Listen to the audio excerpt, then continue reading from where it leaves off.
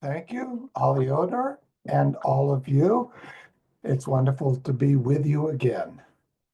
I'd like to begin with a reading of the fourth panel from the Foundation Stone Meditation. And as we go through the talk, you'll see how it applies.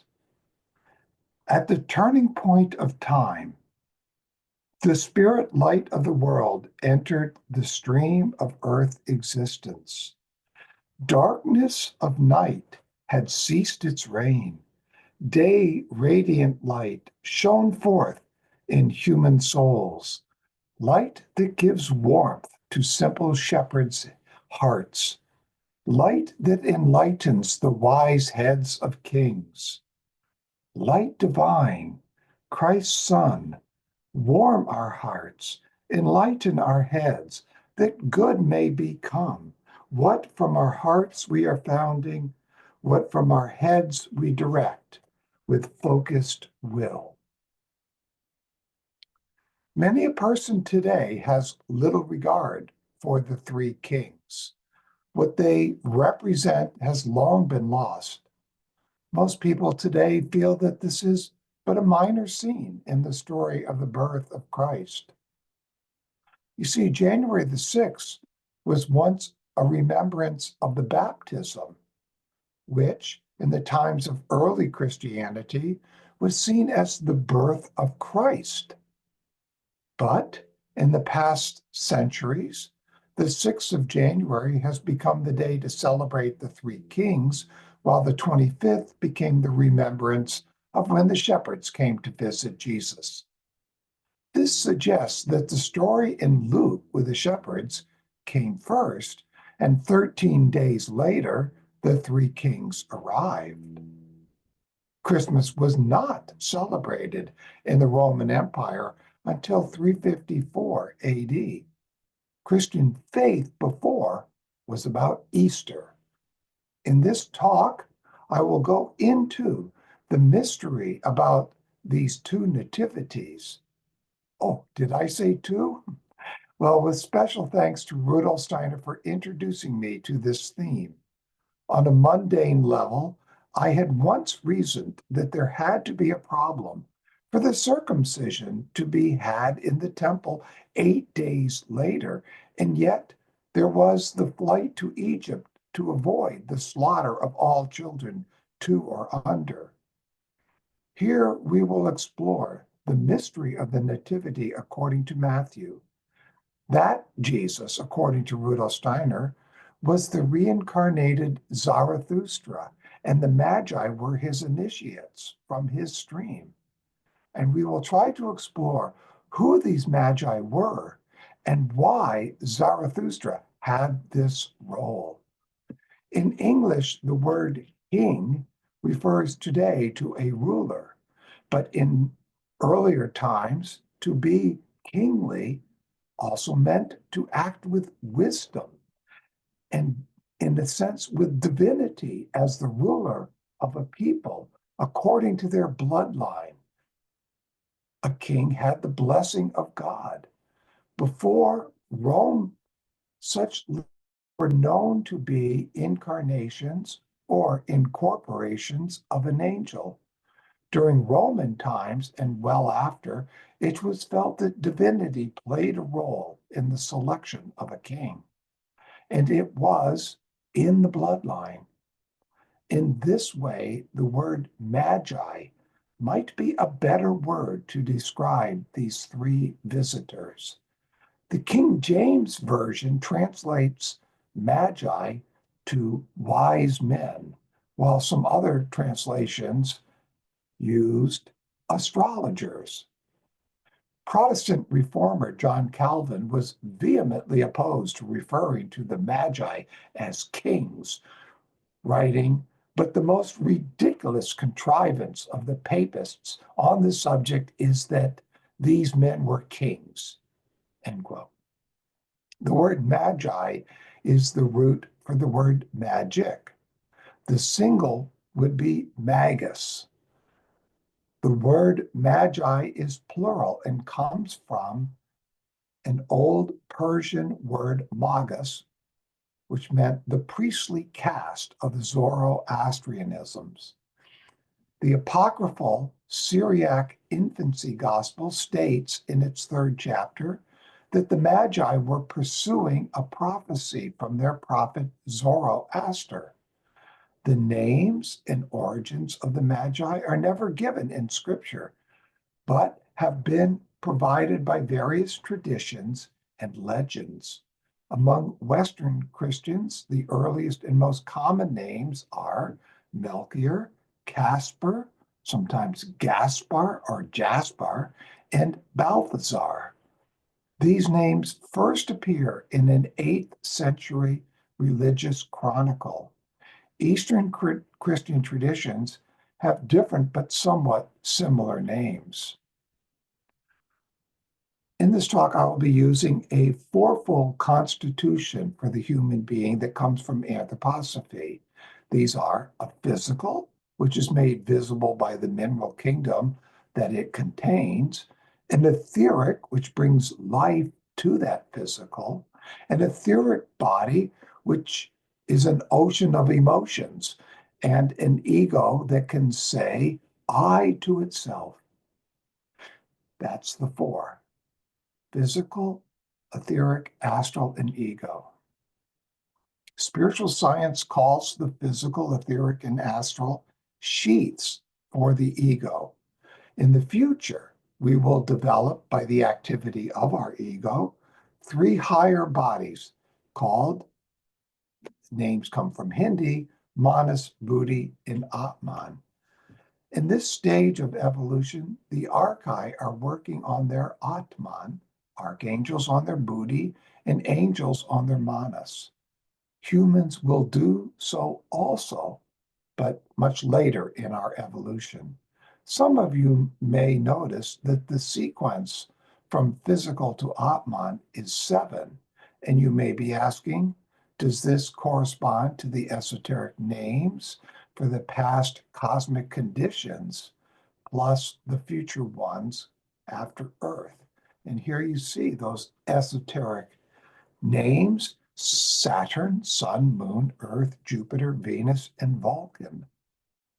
These are cosmic conditions, one following the other, and they align with a field of astrophysics called metallicity that says there must have been 3 prior cosmic conditions to our current solar system.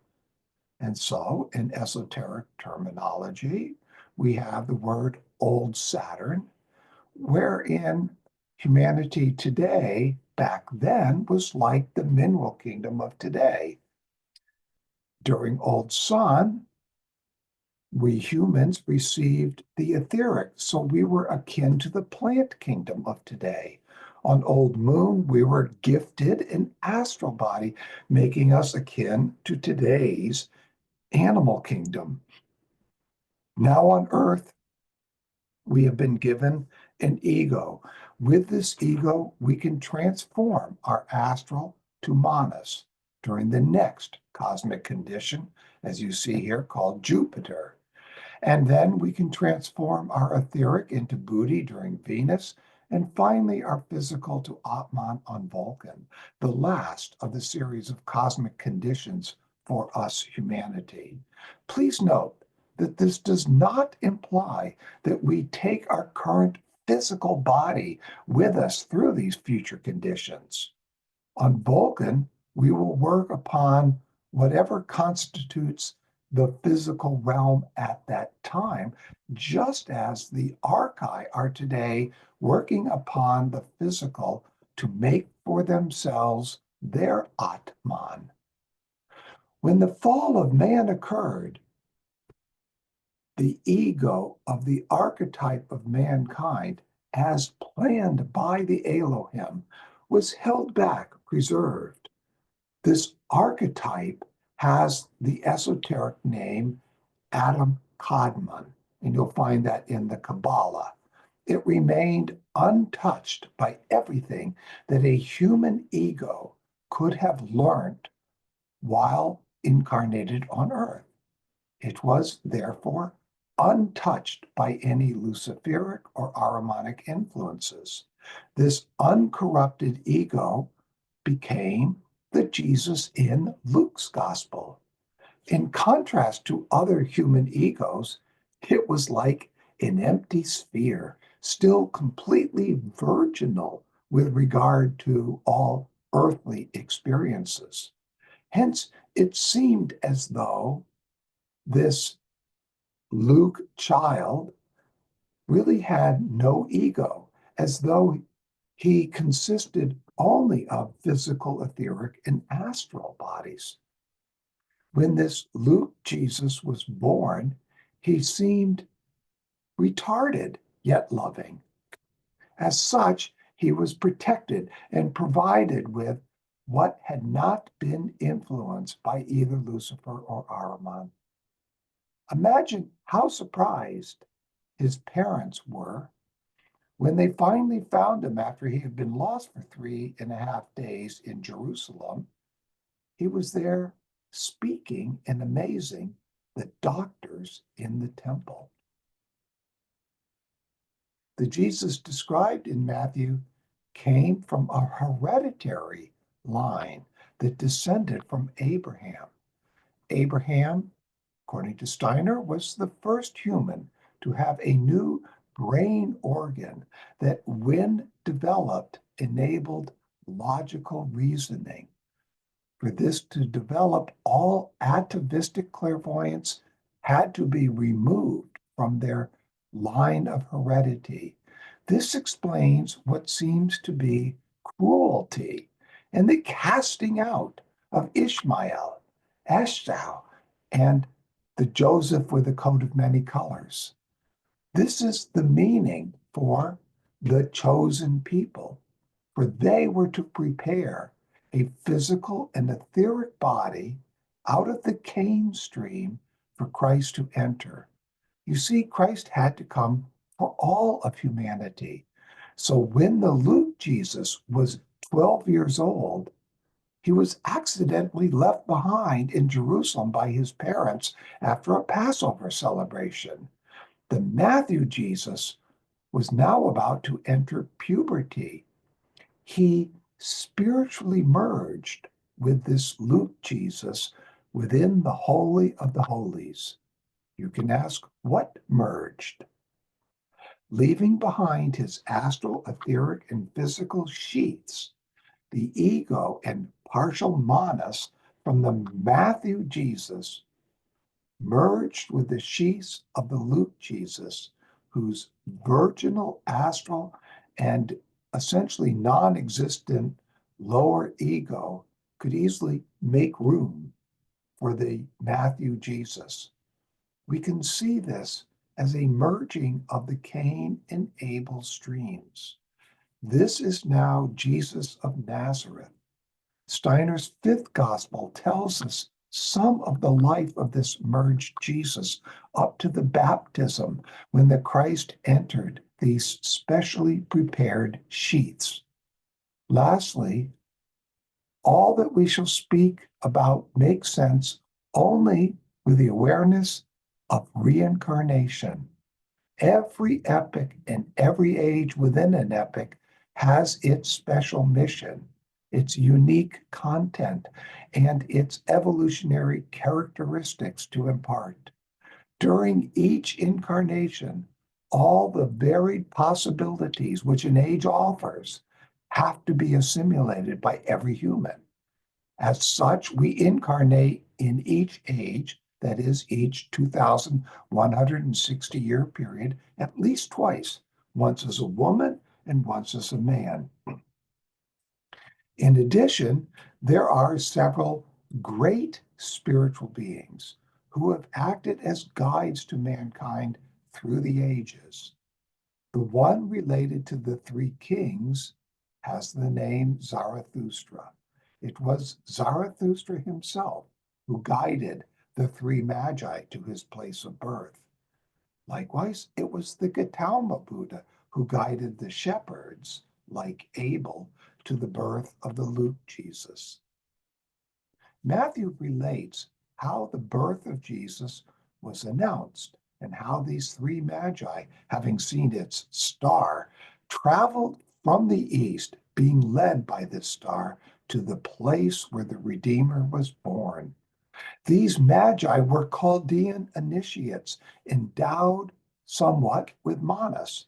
Much of the ancient Persian culture was preserved in these magi, enabling them to experience an annunciation of the coming birth of Zarathustra, who would prepare suitable sheaths for the coming of the sun god, that is, Christ. After this event, we can ask, what became of the wisdom of these Eastern magi? Rudolf Steiner tells us that it has become our mathematics and astronomy.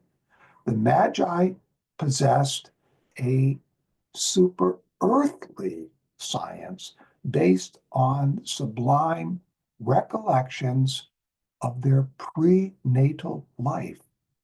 Now, materialism has removed this ability. A very profound symbolism underlies this festival of the three magi from the Orient. This symbolism, like all mysteries, was kept very secret until the 15th century.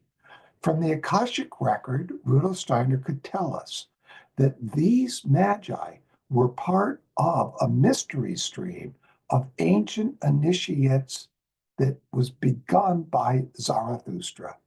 They brought their offerings for the closing of an old mystery and then the founding of a new mystery.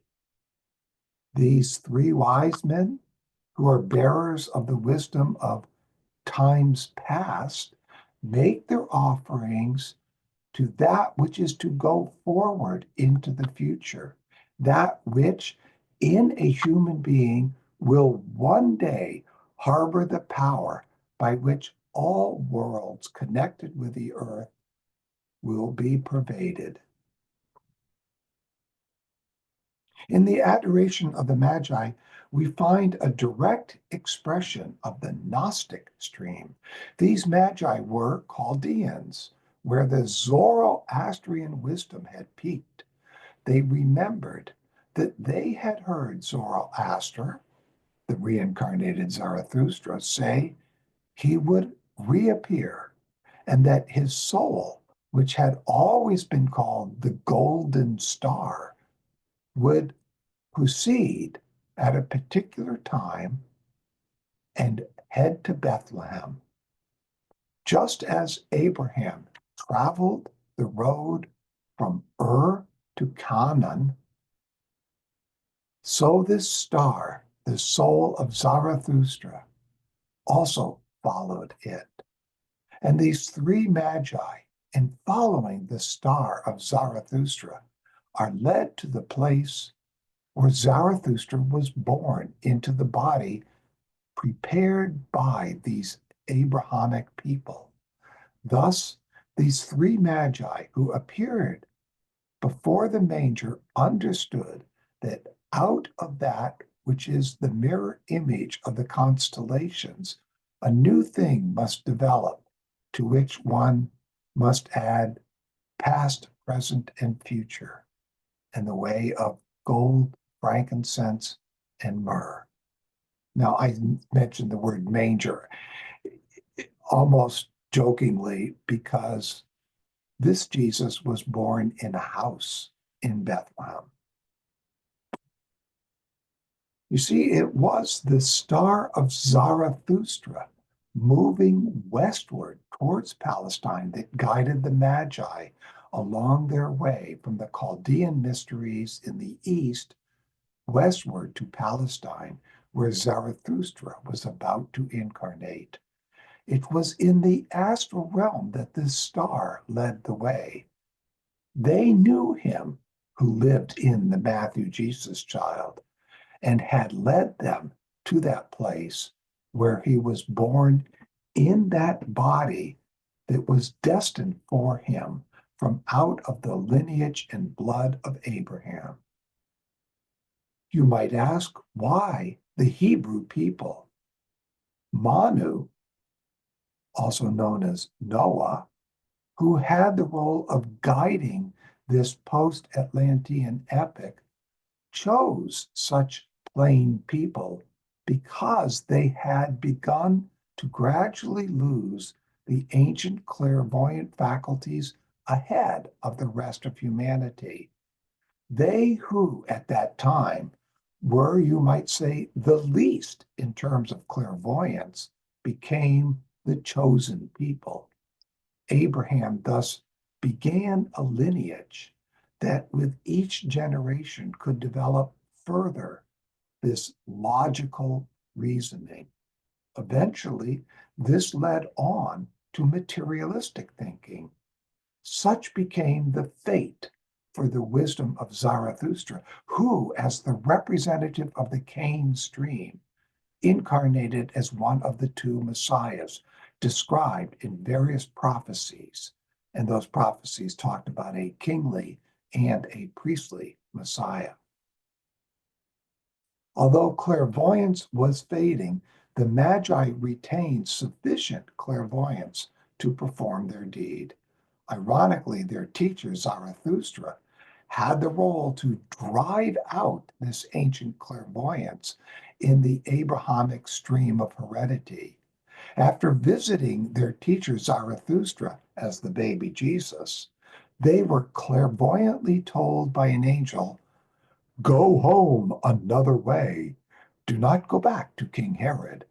Obviously, these kings are not rulers of a country, but rulers of a wisdom. They ruled over wisdom without egoism, not over a people, nor over a region. What a different kind of king was Herod. He so feared what the Magi told him that he had all children 2 and under slaughtered. I find this related to the slaughter of the Knights Templars by King Philip IV. An angel spoke to Joseph, who then packed up his wife and children and fled to Egypt, thereby avoiding that slaughter. Interestingly, while in Egypt, this Matthew Jesus, that is the reincarnated Zarathustra, could absorb what he had given to Hermes Trismegistus, that is his astral body, and to Moses, that is his etheric body. So he could find this, in a sense, and take it back because he had once given it to Hermes and Moses. By the 4th century AD, mankind had lost any possibility for the wisdom of the Magi. This situation leads Augustine, who in his youth endeavored to save the last remnants of this Magi wisdom. Instead, he, through monotheism, realized that this was no longer possible. By the 4th century, it had become degenerate.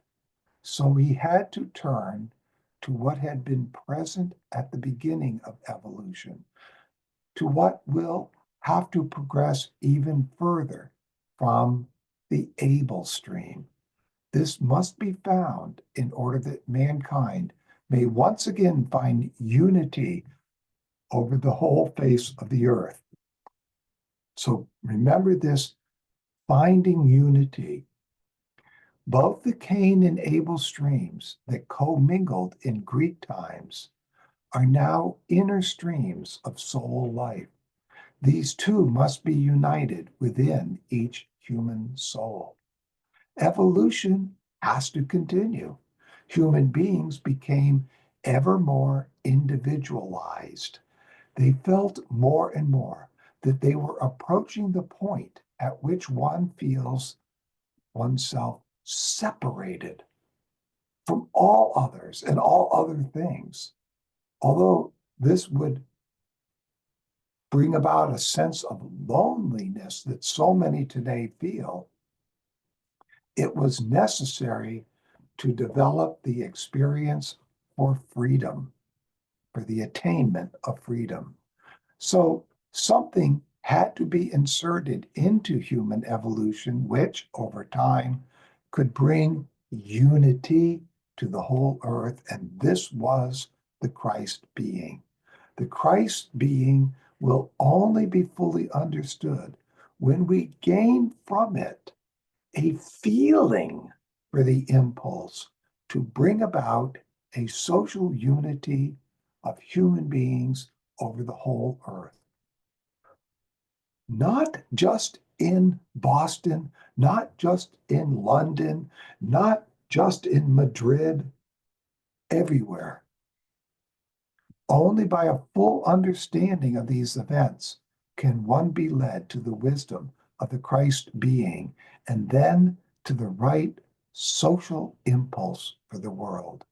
What led the Magi to Jesus was the most ancient and at that time the highest wisdom of mankind.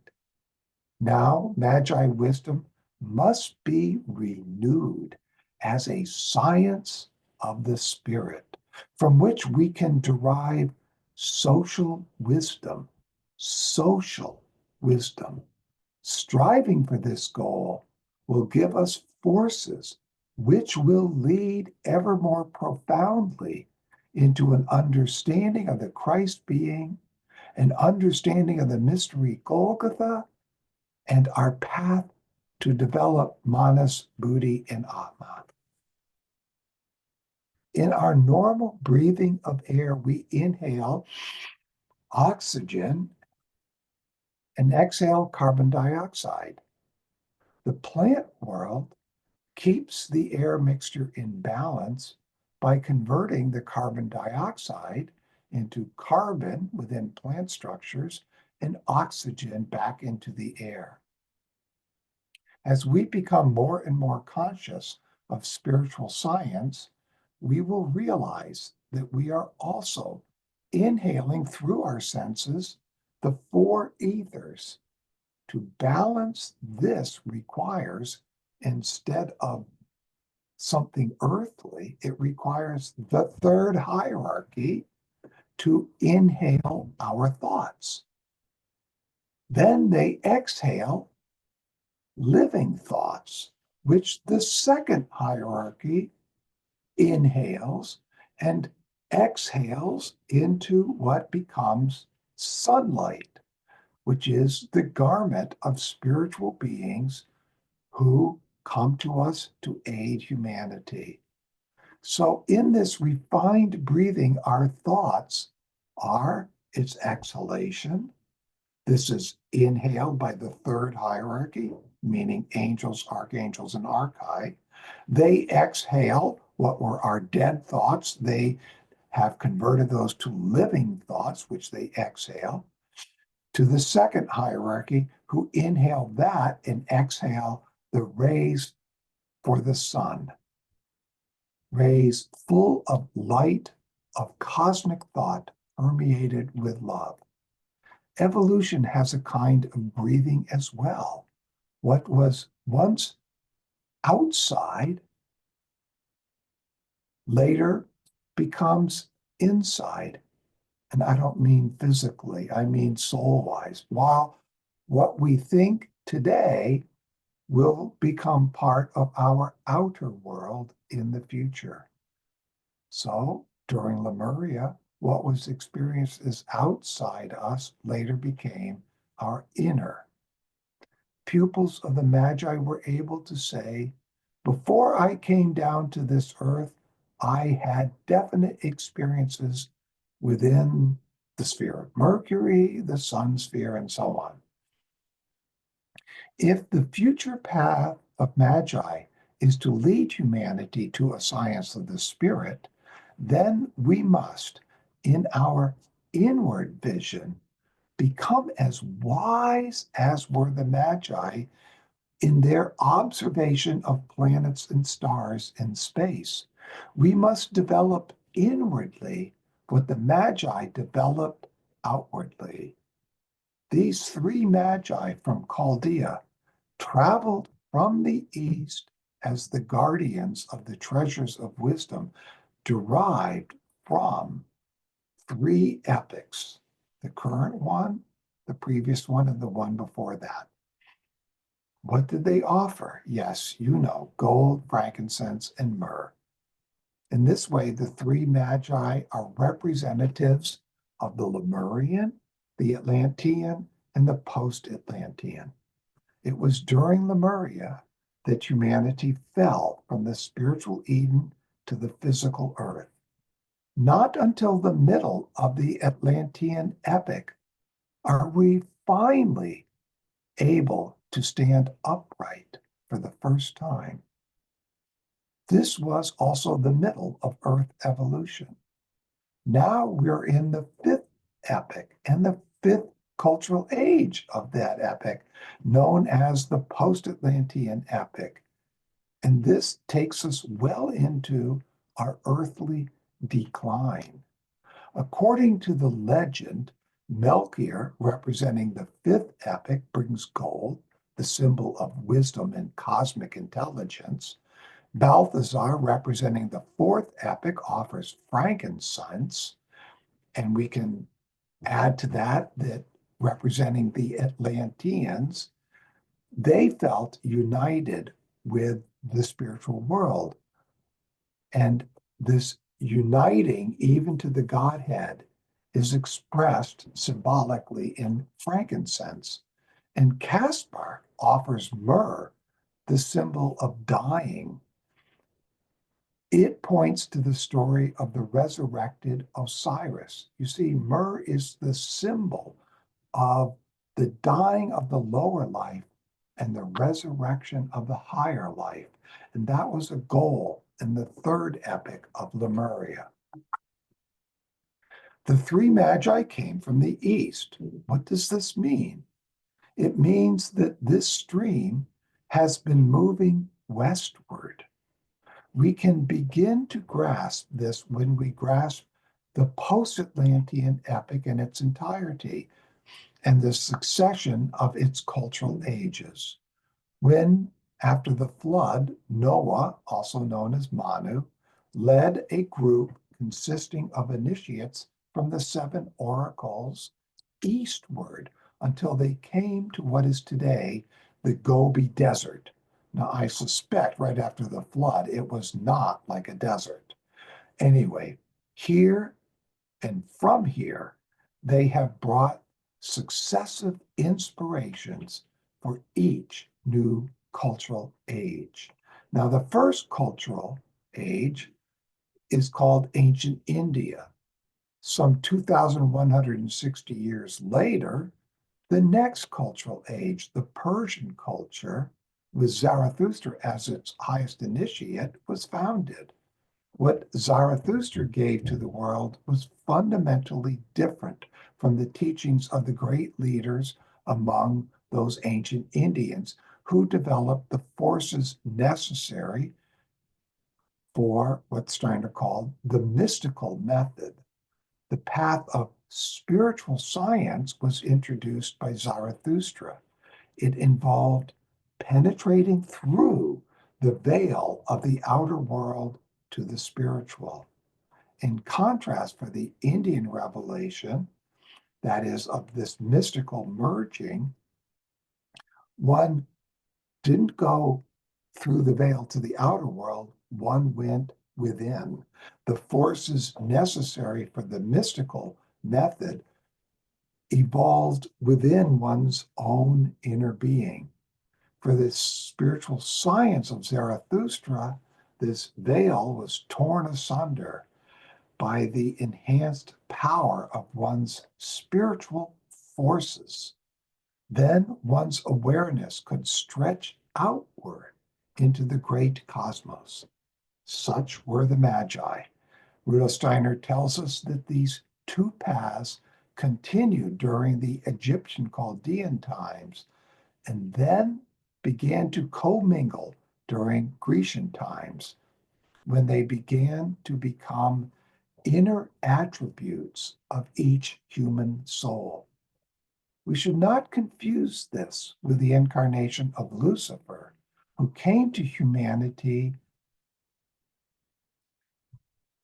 just before the beginning of Kali Yuga.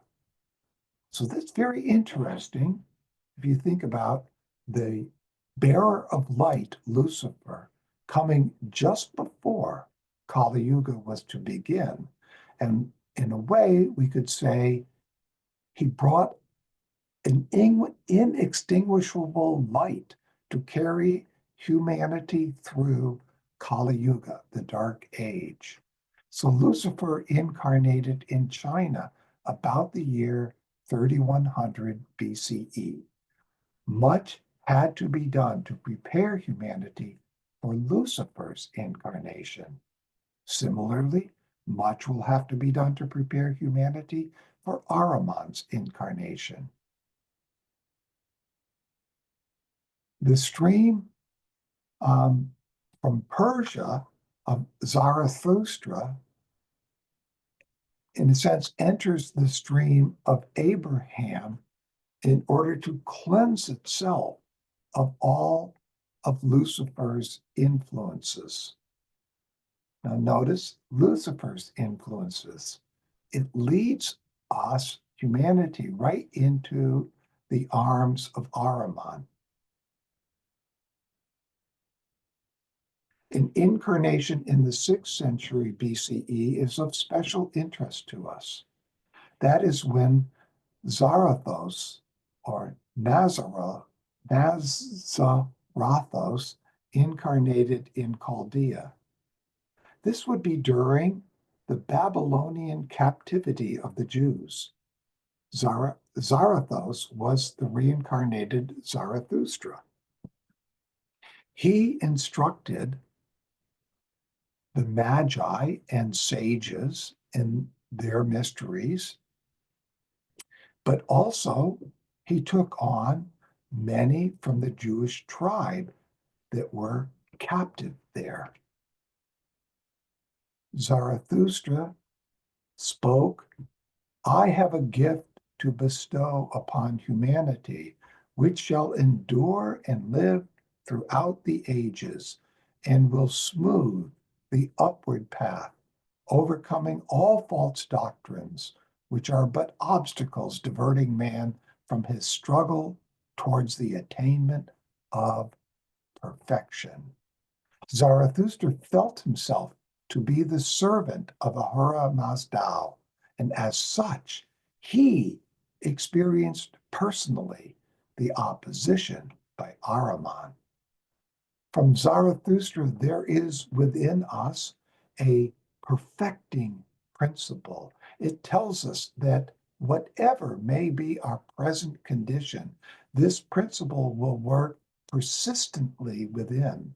Through it, we may raise ourselves ever higher and higher. This perfecting principle must therefore be developed and expanded in order that the world may be destined to attain to wiser and more advanced states of perfection. This has been the principle of Ahura Mazda. And of course, as I said, this is opposed today by Ahriman. Plutarch stated that while Pythagoras had obtained all the knowledge that he could from the Egyptians concerning geometry, from the Phoenicians concerning arithmetic, and from the Chaldeans concerning astronomy, he was still forced to turn to the successors of Zarathustra in order to learn the secret teachings regarding the relation of humanity to the spiritual world. And this was that perfecting principle. By now, you've figured out that the story in Matthew is of a different Jesus than the story in Luke. The stream of Zarathustra and the sun god is told in Matthew. It's a kingly stream involving heredity. Abraham began a new stream in heredity, in the blood, that stretched to Jesus and to Christ through 42 generations, 14 generations to perfect through heredity the gift given to Abraham of logical reasoning. 14 generations followed to perfect the etheric body, and 14 for the astral. These three groups of 14 are reflected in three magi, the kings who come to welcome the reincarnated Zarathustra. Let's examine the first two cultural ages in the post-Atlantean epoch. In the Indian, they longed to return to direct perception of the spirit. The physical senses were for them illusion. They called the physical Maya, the great non-being. They had no complaints, however, about this deception. For them, the sense world was simply not reality. They found reality by turning away from the sense world and going back in one's soul into earlier ages and even epochs. They found their way there by reliving their memories of their own earlier embodiments. They had a yearning for the Atlantean and also for other earlier times when spiritual beings were their companions. They longed to be redeemed from a body that was increasingly dependent on Maya. Thus, the expression of ancient India was out of the Lemurian Abel stream. Into this stream, Lucifer easily worked so that he could have his incarnation in the East, in China, as I said, around 3100 BC. That next cultural age, the Persian, interestingly, moves west and north of India. Zarathustra, as its progenitor, wants to create a deeper awakening that could lead to resurrection from the physical. His task was to grasp with joy the sensual world, to eventually use reason and intellect in order to penetrate through it to the spirit. He taught us to be responsible for the future and that we were superior to nature, able to use it for building and farming. This led towards the coming of individuality and was first an expression of the Lemurian Cain stream. And as you've guessed by now, here Ahriman could easily find entry. You see, during Lemuria, all of humanity was androgynous. All were descending from the spiritual Eden to the physical earth. The Abel lineage descended more slowly than Cain's. They had a longing through Lucifer for our original spiritual environment of Eden. This stream flowed from Atlantis to ancient India and on to Buddha and finally to the Luke Jesus. The Cain lineage was the first to reach and integrate with the physical and etheric. This led them closer to Ahriman than the Abel lineage. Interestingly, Rudolf Steiner mentions that the male physical body is more deeply incarnated into the earthly than a woman's body is. This would imply that the Cain stream became today's males, while the Abel stream became our females. But we must remember all of humanity was androgynous up to the middle of the Atlantean epoch. So both the Cain and the Abel streams both became male and female, as did the ongoing Adam and Eve streams. Now, for the coming of Christ, to inhabit an uncorrupted body, it fell this job to the Hebrew people to preserve the phantom while at the same time progressing in earthly evolution with this heredity. We find this Hebraic stream flowing from Abraham to the Matthew Jesus. During the fall from Eden, Yahweh was very busy. He extruded the moon to soften the physical and thereby make incarnation easier. This separation of the moon led to the separation of the sexes. And eventually, in the middle of the Atlantean epoch, the first successful sexual procreation happened, and that was the birth of Seth. Yahweh had commanded that the Cain and Abel lineages must remain separate.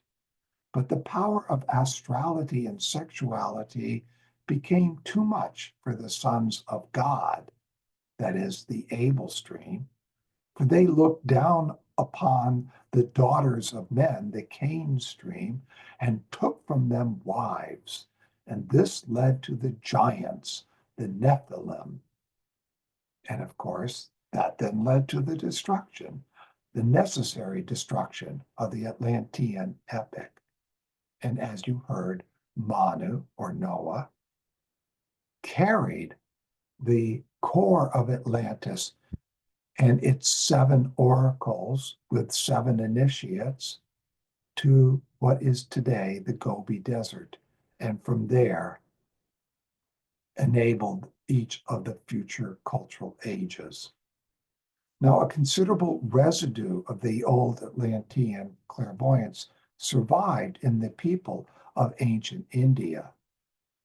You know, this teaching imparted by the holy rishis, you can see this, them sort of as representatives of those 7 Atlantean oracles. And it was a primeval inherited wisdom.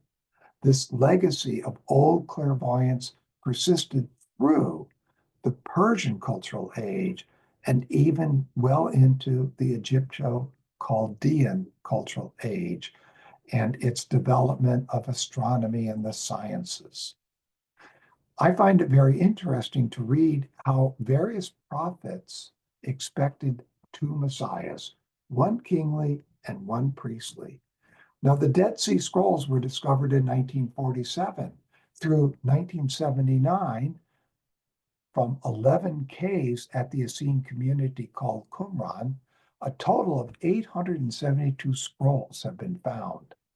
They were written in either Hebrew or Aramaic by Essene initiates, beginning around 150 BCE and up to 70 AD when the Roman army dispersed the Jews.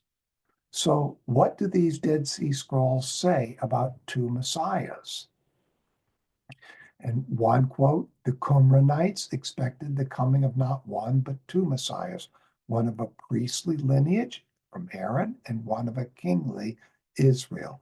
And that you can see from a Jewish group that writes in the website levias.org. Here are 2 examples of how painters portrayed the merger of these 2 messiahs. On the left is Jesus Among the Doctors by Pinturicchio, who was a student of Leonardo da Vinci. We see in this, on the right, Joseph and Mary finding their son after searching for him for 3.5 days. On the left, we see the former 2 Jesus boys departing, and their merged Jesus of Nazareth stands barefoot upon the earth in the middle. The other painting to our right is by an unknown Ukrainian painter. It shows 2 12-year-old boys. Because of their halos, they are holy boys. The aura of Christ appears in each, suggesting they are to be merged through him. Rudolf Steiner described the raising of Lazarus as an initiation with Christ as his hierophant. During the 3.5 days that Lazarus appeared dead, he was guided by the recently beheaded John the Baptist. This became a union that has continued through the ages. Steiner also tells us that Lazarus was Hiram Abiff in a previous incarnation, thereby confirming that he was of the Cain stream, while John the Baptist was of the priestly Abel stream. Here we can now ask the question, when did Lazarus and John the Baptist reincarnate and as who? And we can also ask about the further incarnations of Zarathustra. For the previous question, Steiner tries to answer that in his last address. And I will try to answer the other question. You see, in my extensive studies of Leonardo da Vinci, I have come to wonder about an important figure, Giorgio Gamistus Plethon. He was called the wisest man in Byzantium, and so he was sent as an envoy to the Council of Florence in 1438, even though he was in his 80s. As a pagan, he was not admitted to the council. Instead, he gave lectures in Florence. Cosimo de' Medici, after hearing these lectures, enthusiastically founded the Accademia Platonica and placed his wisest man, Marsilio Ficino, as its head. As the original hierophant of the Accademia Platonica, Giorgio Gamistus Plethon taught Ficino to become his successor. In 1440, Plethon returned to Greece to found a mystery center in the town that is today known as Mistra, and that's fairly near Sparta. Only a hierophant could do that.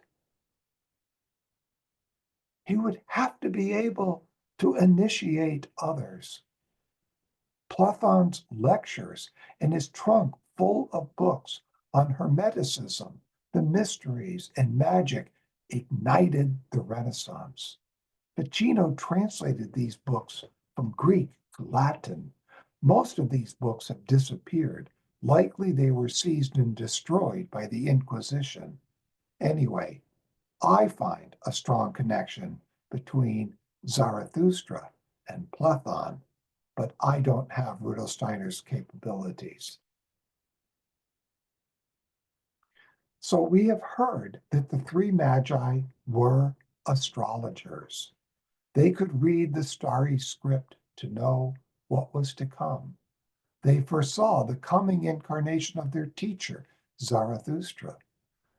By the time we get to the Middle Ages, astrology, we could say, was impeding the attainment of freedom.